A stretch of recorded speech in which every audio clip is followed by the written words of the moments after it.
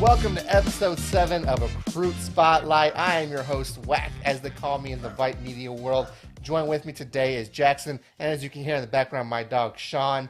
Last week I said, hey, Will, or 2 weeks ago I think it was, I'd say, hey, Will, he's never going to not be a part of this show. And sure enough, this week he is not here. He is on vacation in Cabo, as you can see on the picture I'm putting on the screen for you right now. But hey, much deserved vacation for Will. So Jackson, how are you doing today? Doing good. Had a great weekend this past weekend. Will and I were able to go out to End Zone 7-on-7, check out some of the top talent and recruits in the country. And with March Madness going on right now, I mean, it couldn't be a better week. So I'm doing great. Well, let's get into that, Jackson. Of course, you and Will were both at this 7-on-7 this past weekend. Tell me about some of these athletes that really stood out, balled out, all this stuff this past weekend. Well, I'm going to list 5 players that really caught my eye this weekend. One was Mabry Matoyer, 4-star quarterback, recently rated by 24/7, class of 2024. Mabry, he's adding stuff to his repertoire now. He's always been able to throw the deep ball, but now he's been able to throw these tight window throws and put the ball on the money when he needs to.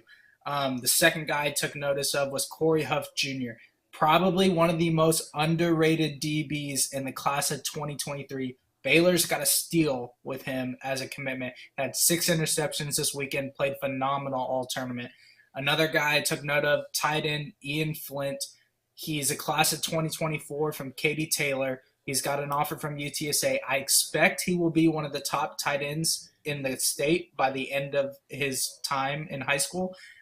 But time will tell on that. He's a 6'5", 230-pound tight end. Great hands, great routes. 2 other kids I took notice of were Hawkins Polly from Stratford High School, tight end, Baylor commit. He just runs such clean routes, and for a big guy, his hands are ridiculous. He made a bunch of one-handed grabs this weekend and just really impressed everyone that was there. The last kid I took notice of was a freshman this year at Atascocita High School, Tory Blaylock, running back. He is very quick, very fast, has the ability to play in the backfield, but also can catch the ball really well. This weekend, he actually got to play DB, though, and was able to kind of show off, like, I can play anywhere you need me to, coach. So those are some guys I took notice of. Overall, it was a fantastic weekend of games and tournaments. It was great getting to meet some of these recruits, and I expect recruiting to start picking up with these 7-on-7 events as well. It really seems like the class of 2024 is going to be an interesting class, especially in the Houston area.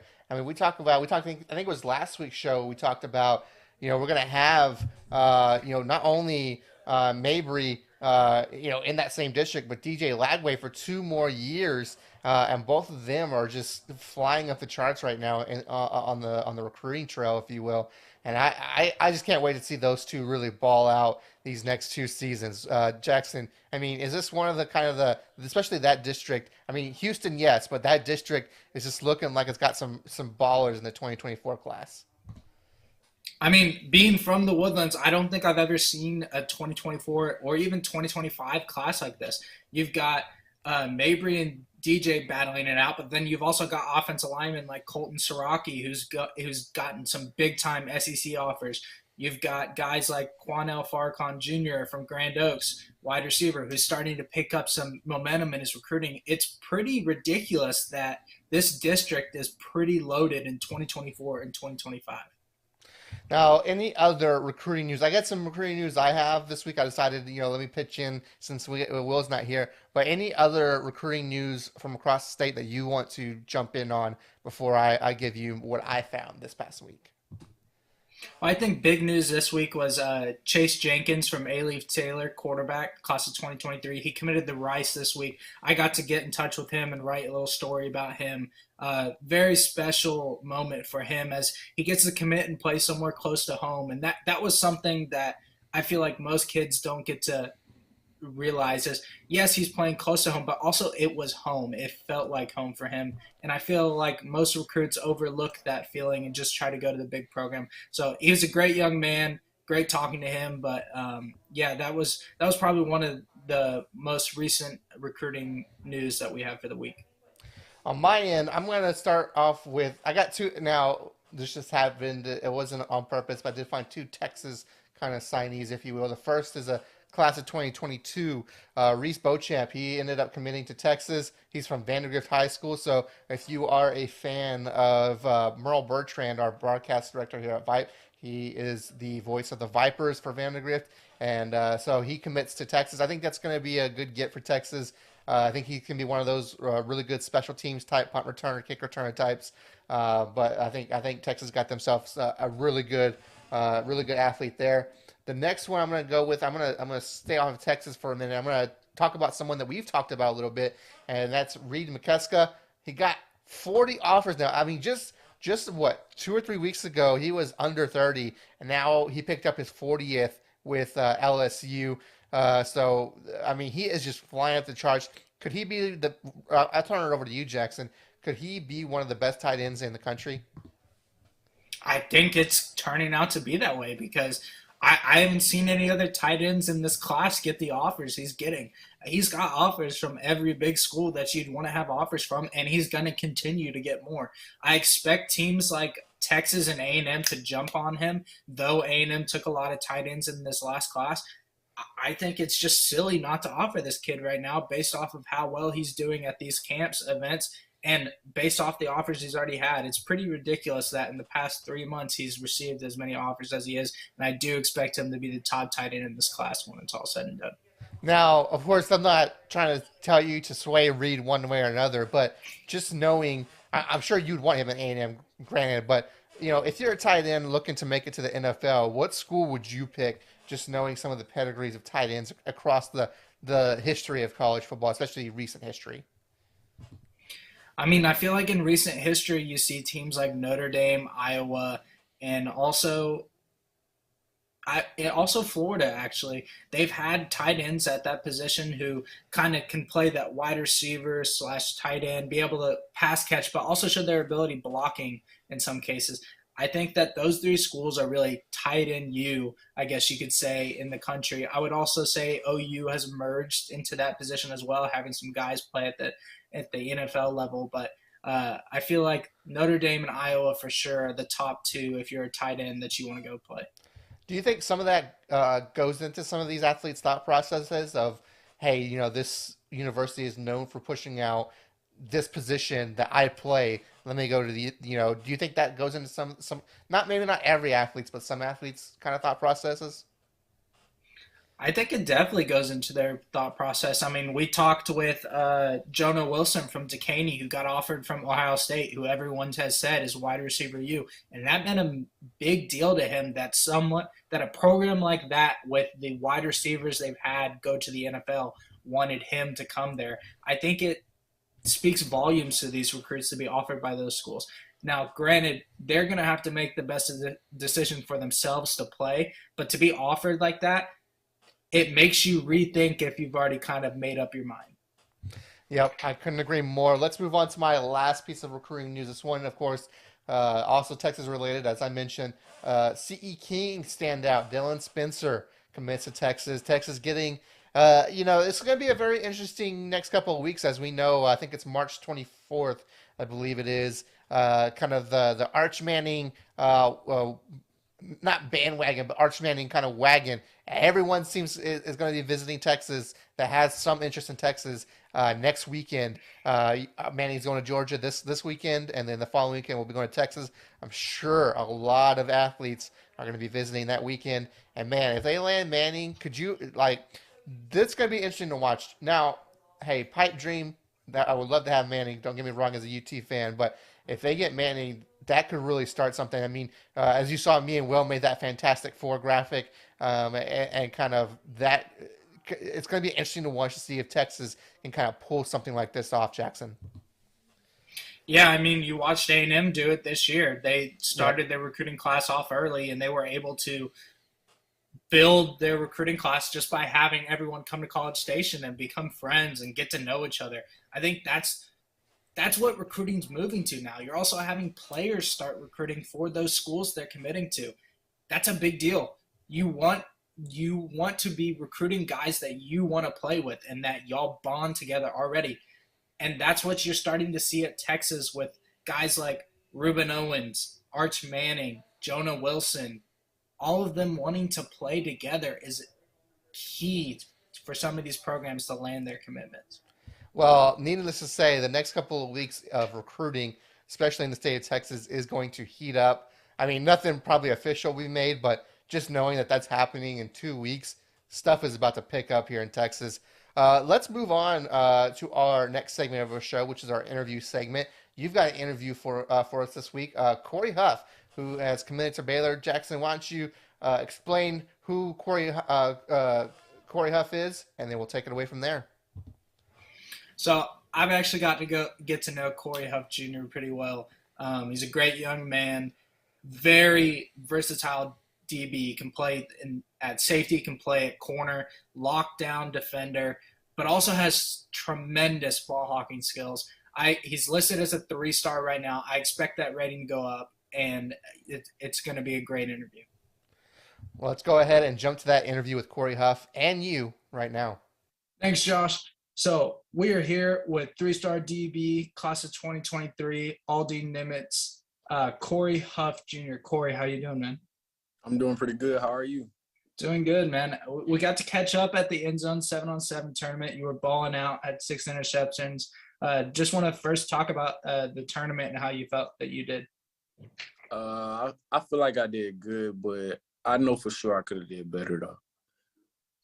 I mean, y'all's team is pretty stacked at Fury right now. You've got a lot of top talented guys. How do you think 7-on-7 translates to the actual game on the field? And do you think it helps in the recruiting process at all?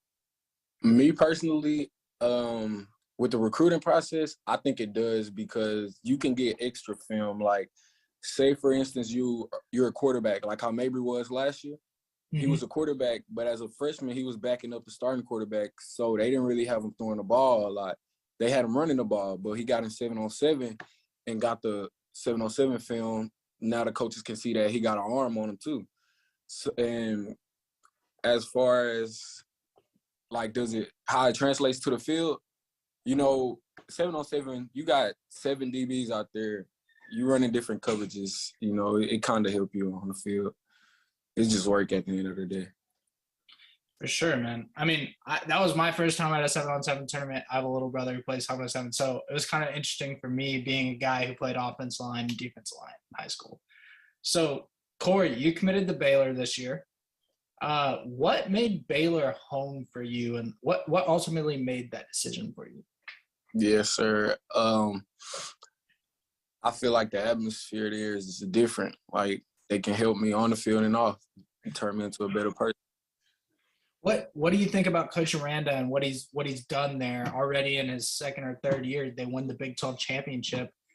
What does that do for you as a recruit? Like, is that something that you're looking at and you're like, that's a program I want to be a part of? Like, what do you think about Coach, and what are maybe some other coaches that kind of helped get you to commit there? Coach Blanchard and Coach Nance, well, they was one of the first coaches I talked to over there. Coach Blanchard, he's at Texas Tech, I think now. And Coach Nance, he's still there. I just talked to him like yesterday. But with Coach Aranda, he kind of different. He a real, like, kind of quiet, cool coach. But he understands everything that's going on, and it makes it better, him being a defensive coach. You know, he was the defensive coordinator at LSU. Yeah, it's kind of a crazy thing. I think Aranda's building something big, and he's definitely finding the gems in people like you and Hawkins Poly down at Stratford. He's recruiting Houston pretty well. For you, Corey, obviously you're committed. Are you planning on taking any other visits, or kind of just going and checking out some schools, taking advantage of being able to go on a visit? I got a visit to Louisville. We going out there on the 7-on-7 tournament, but me and Mabry going up to the school to visit that Saturday.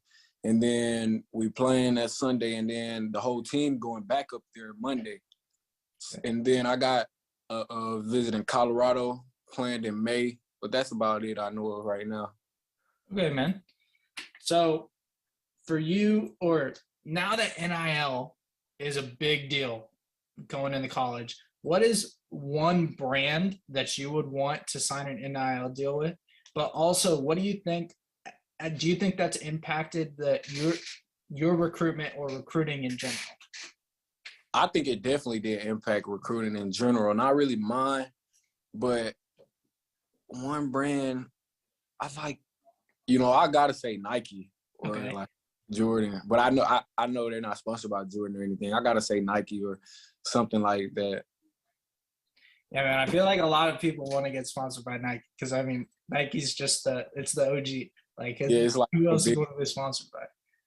So, Corey, y'all have got a new coach at Nimitz with the offensive coordinator for Summer Creek.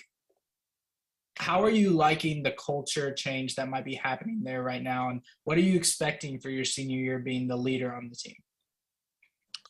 Well, I expect for my senior year, I know I'm going to be playing both sides of the ball, leading the team in that aspect.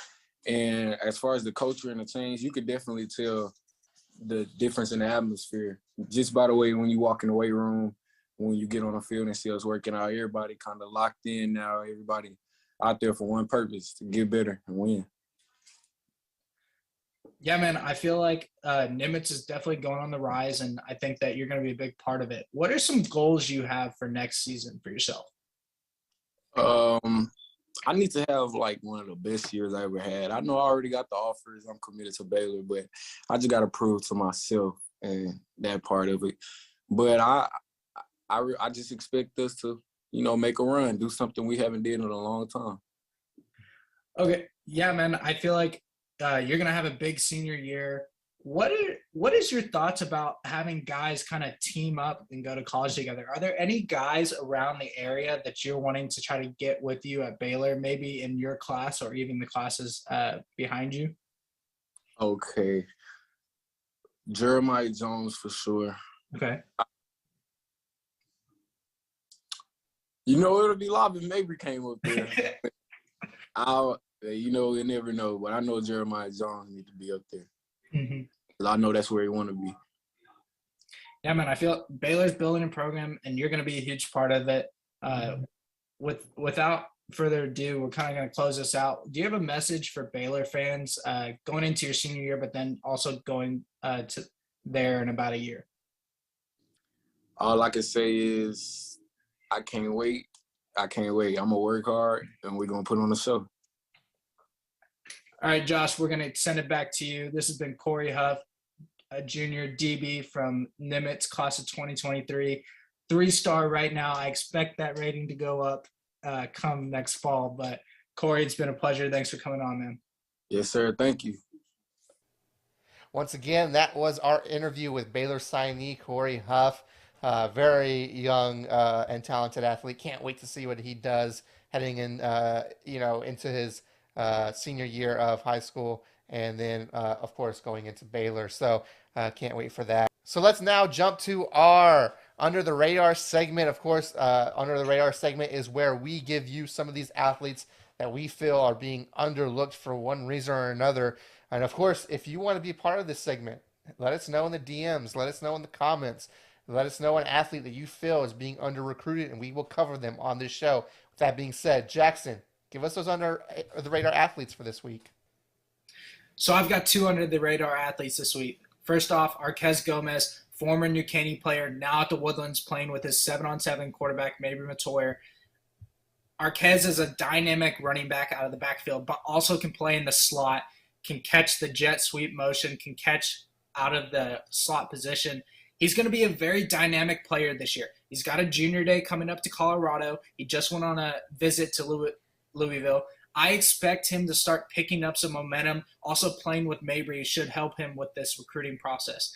And the next kid I got is Tory Blaylock from Atascocita High School. He's a freshman. He's got 2 offers. He got an offer from UTSA and Texas Tech recently. I expect him to start picking up more, but as a young athlete to already pick up those offers, you can see how Texas Tech and UTSA are starting to put their print on some of these young athletes. I expect Tory to also play a little DB this year at Atascocita, maybe get the chance to become an athlete and grow his recruitment more, because programs like to see a kid who can play both sides. Yeah, and I think that's important. We talked about it earlier. UTSA and Texas Tech are definitely – and I think a lot of it has to do with who the coaches are in those programs, but definitely putting those fingerprints on the high school recruiting trail in the state of Texas. And I think it's gonna pay off dividends for them, in the next 2, 3, 4 years. So, with that being said, that is going to be our show for this week. Once again, if you want to be one of our Under the Radar athletes, or if you know an athlete that's being under recruited, let us know. We will cover those on the show for you. Until then, of course, I'd like to close the show with some shout-outs. So, Jackson, give us a shout-out. I'm going to shout out my little brother.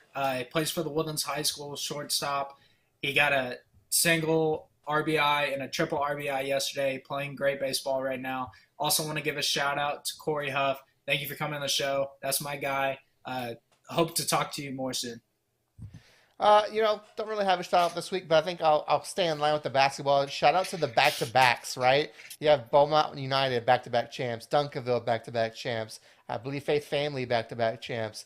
So lots of dominant basketball teams right now, in the state of Texas at the high school level. So that is going to do it for our show this week. Until next week, I'm Wack, and that's Jackson, and this is the Recruit Spotlight.